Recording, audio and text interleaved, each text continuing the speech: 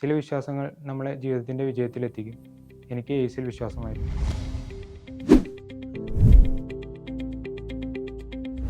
Degree കഴിഞ്ഞ് logistics പഠിച്ച് പുറത്തേക്ക് പോകാനുള്ള ആഗ്രഹത്തിൽ നിൽക്കുന്നു.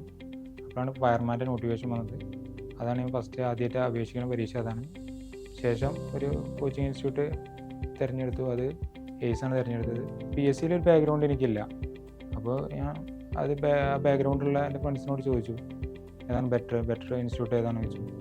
അപ്പോൾ സ്വാഭാവികമായിട്ട് എന്നോട് പറഞ്ഞത് എയ്സാണ്. ഞാനാണ് പോയി ചേർന്നത്.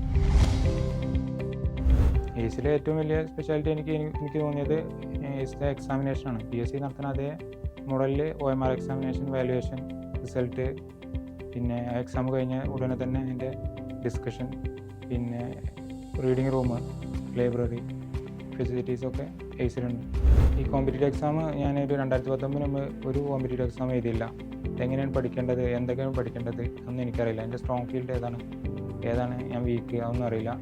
എയ്സിലെത്തിയതിന് ശേഷമാണ് PSC എന്തൊക്കെ പഠിക്കണം, ഞാൻ എവിടെയാണ് കോൺസെൻട്രേറ്റ് ചെയ്യേണ്ടത് എന്നൊക്കെ മനസ്സിലാക്കിയത് എയ്സിലെ മോക്ക് ടെസ്റ്റിലൂടെയാണ്.